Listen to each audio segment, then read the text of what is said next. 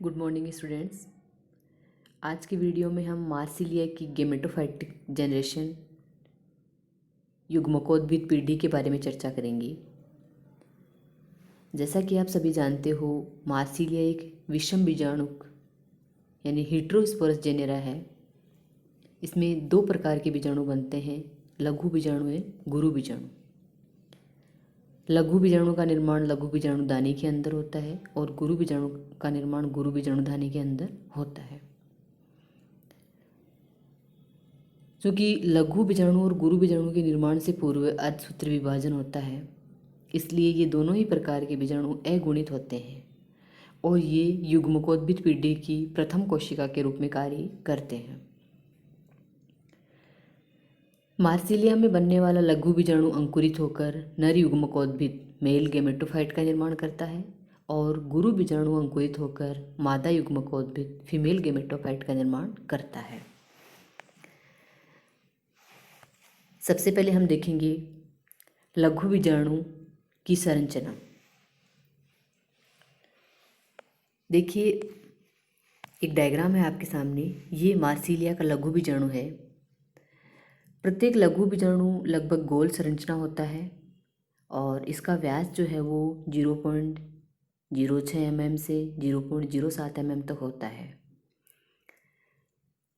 लघु बीजाणु में एक केंद्रक व स्टार्च कणिकाएं पाई जाती है। आप देख सकते हो डायग्राम में, ये लघु बीजाणु का न्यूक्लियस है और इसमें छोटी छोटी जो गोल गोल संरचनाएं दिख रही है वो है स्टार्च कणिकाएं। तो इस प्रकार लघु बीजाणु में एक केंद्रक पाया जाता है और कई स्टार्च कणिकाएं पाई जाती है। इसके बाद में हम बात करें बीजाणु भित्ति की, तो बीजाणु भित्ति बाह्य चोल व अंतः चोल अर्थात एक्जाइन और इंटाइन में विभेदित होती है। देखिए, अंदर वाला जो आवरण है वो इंटाइन कहलाता है, बाहर वाला आवरण एक्जाइन कहलाता है। जो एक्जाइन है उसके बाहर की ओर एक पतली भित्ति और पाई जाती है जिसे बीजाणु चोल या पेरिस्पोर कहा जाता है। प्रत्येक बीजाणु में एक अस्पष्ट त्रिअरीय कंटक भी पाया जाता है और लघु बीजाणु जो है वो अंकुरित होकर नर युग्मकोद्भिद का विकास करता है। देखिए, germination of microspore and development of male gametophyte. लघु बीजाणु का अंकुरण किस प्रकार होगा और उससे नर युग्मकोद्भिद का विकास कैसे होता है, इसके बारे में हम आगे चर्चा करेंगे। इस एक चार्ट आपके सामने रखा है मैंने, इसमें आप देखिए लघु बीजाणु जो है वो जल के संपर्क में आते ही अंकुरित होना प्रारंभ हो जाते हैं। लघु बीजाणु में प्रथम एक असमान विभाजन होता है जिससे एक छोटी प्रोथेलियल कोशिका बनती है और एक बड़ी शीर्ष कोशिका या एपिकल सेल का निर्माण होता है। इसके पश्चात शीर्ष कोशिका में अनुप्रस्थ विभाजन से दो पुंधानी प्रारंभिक कोशिकाएं एंथ्रीडियल इनिशियल सेल्स बनती है। शीर्ष कोशिका जो है उसमें अनुप्रस्थ विभाजन होता है और विभाजन से दो पुंधानी प्रारंभिक कोशिकाएं बनती है। इसके पश्चात प्रत्येक पुंधानी प्रारंभिक कोशिका में पुनरावर्त विभाजन होते हैं और इन पुनरावर्त विभाजनों के परिणाम स्वरूप 3 जैकेट कोशिकाएं बनती है और एक प्राथमिक पुंजनक कोशिका प्राइमरी एंड्रोगोनियल सेल का निर्माण होता है। इस प्राइमरी एंड्रोगोनियल सेल में पुनः विभाजन होते हैं जिससे 16 कोशिकाओं का एक समूह बनता है और इन 16 कोशिकाएं जो बनती है इन्हें पुमणु मातृ कोशिकाएं एंथ्रोजोइड मदर सेल या पूर्व पुमणु कोशिकाएं एंड्रोसाइट कहा जाता है। इस अवस्था तक यानी जब तक 16 पुमणु मातृ कोशिकाएं बनती है, इस अवस्था में नर युग्मकोद्भिद में उपस्थित दोनों पुंधानियों की जो जैकेट कोशिकाएं हैं वो विघटित हो जाती है। अभी हमने जो जैकेट कोशिकाओं का जिक्र किया, जैसे ही जो प्राथमिक पुंजनक कोशिका है उससे पुमणु मात्र कोशिकाएं बनती है, वैसे ही जैकेट कोशिकाएं हैं उनका विघटन हो जाता है, जिसके परिणाम स्वरूप जो पुमणु मात्र कोशिकाएं हैं, 16 कोशिकाओं के दो समूह हैं। इसमें जो चार्ट दिखाया मैंने आपको, उसमें मैंने आपको बताया कि दो पुंधानी प्रारंभिक कोशिकाएं बनती है।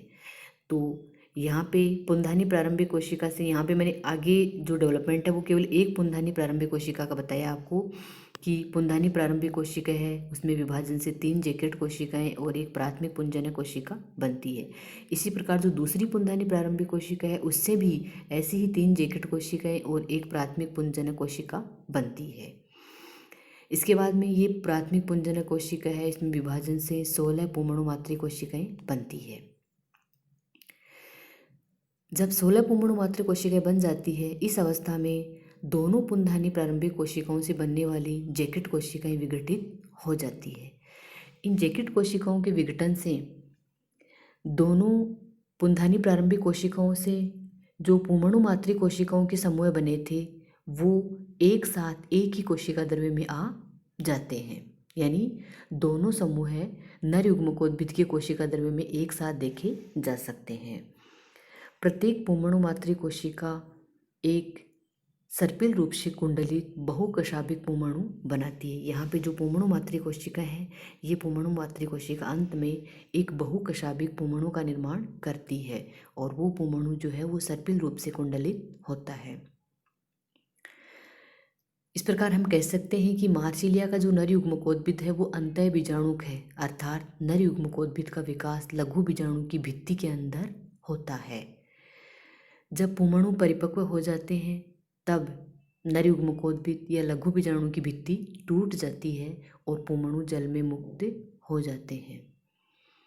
नर युग्मकोद्भिद का विकास और पुमणुओं के विमोचन की जो प्रक्रिया है वो बहुत तेज़ी से संपन्न होती है। इसमें लगभग 12 घंटे से भी कम का समय लगता है। नर युग्मकोद्भिद के विकास की जो प्रोसेस हमने देखी, उसको हम डायग्राम के माध्यम से भी समझेंगे। एक बार फिर से डायग्राम के माध्यम से सारी चीज़ों को मैं रिपीट करती हूँ। देखिए डायग्राम ए, ये जो है वो मार्सिलिया का एक लघु बीजाणु या माइक्रोस्पोर है। मैंने आपको बताया कि जैसे ही ये माइक्रोस्पोर या लघु बीजाणु पानी के संपर्क में आएगा, ये अंकुरित होना शुरू हो जाएगा। अंकुरण के समय इसमें सबसे पहले एक असमान विभाजन होता है, जिससे 2 कोशिकाएं बनती, एक बड़ी एपिकल सेल और एक छोटी प्रोथेलियल कोशिका।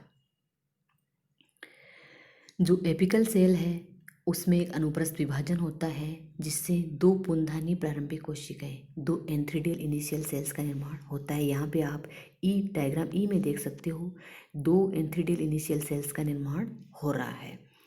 आगे का जो विकास है वो दोनों एंथ्रीडियल इनिशियल सेल्स में होगा, अर्थात दोनों मतलब प्रत्येक एंथ्रीडियल इनिशियल सेल है उसमें पुनरावर्त विभाजन होता है, जिससे प्रत्येक पुंधानी प्रारंभिक कोशिकाएं 3 जैकेट कोशिकाएं बनाती है और एक प्राथमिक पुंजनक कोशिका बनाती है। एक बार फिर से मैं रिपीट कर देती हूँ कि जो एपिकल सेल या शीर्ष कोशिका है, उस एपिकल सेल में अनुप्रस्थ विभाजन होता है। ये एपिकल सेल है, इस एपिकल सेल में अनुप्रस्थ विभाजन होगा, जिससे 2 कोशिकाएं बनती है और इन 2 कोशिकाओं को बोलते हैं पुंधानी प्रारंभिक कोशिकाएं, एंथ्रीडियल इनिशियल सेल। आगे का जो विकास है वो दोनों सेल्स में होगा, यानी इस सेल में भी होगा और इधर वाली सेल में भी होगा।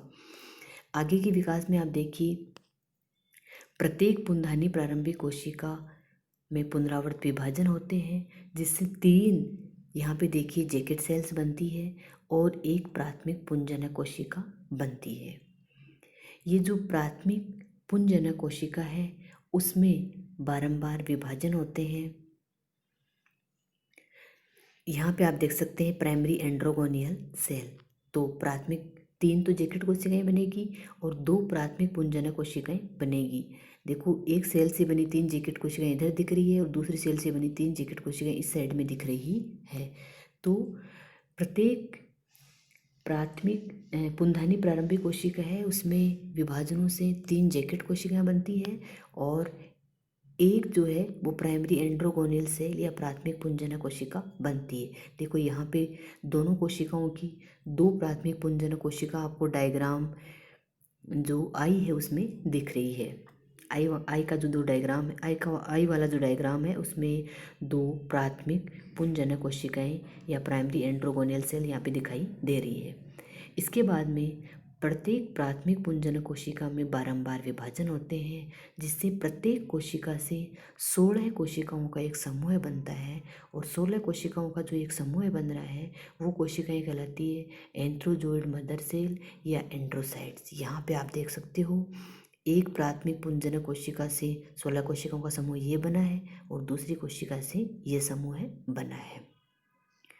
यहाँ तक का विकास जब होता है, यह विकास होने तक जो जैकेट कोशिकाएं हैं वो विघटित हो जाती है, जिसके परिणाम स्वरूप दोनों कोशिकाओं से बनी पुंमणु मात्र कोशिकाएं एंड्रोसाइट है वो पास पास में एक साथ ही आ जाती है।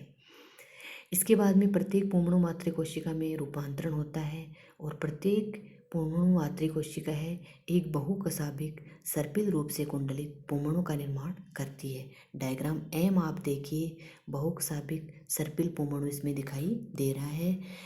पूरा जो डिटेल में डायग्राम है पुंमणु का वो एन वाला डायग्राम देखिए, ये एक सर्पिल पुंमणु को दर्शा रहा है। जैसा कि मैंने अभी आपको बताया कि मार्सिलिया का नरयुग्मकोद्भिद है वो अंतःबीजाणुक होता है, अर्थात नरयुग्मकोद्भिद के विकास की पूरी प्रक्रिया है वो लघु बीजाणु की भित्ति के अंदर ही होती है। आप देख सकते हो यहाँ डायग्राम में, ये देखो ये लघु बीजाणु की भित्ति है और लघु बीजाणु भित्ति के अंदर ही पूरा नरयुग्मकोद्भिद बन रहा है। तो नरयुग्मकोद्भिद के विकास की प्रक्रिया लघु बीजाणु की भित्ति के अंदर ही संपन्न होती है। जैसे ही पुंमणु परिपक्व होते हैं, लघु बीजाणु की भित्ति टूट जाती है और पुंमणु जल के अंदर मुक्त हो जाते हैं। Thank you.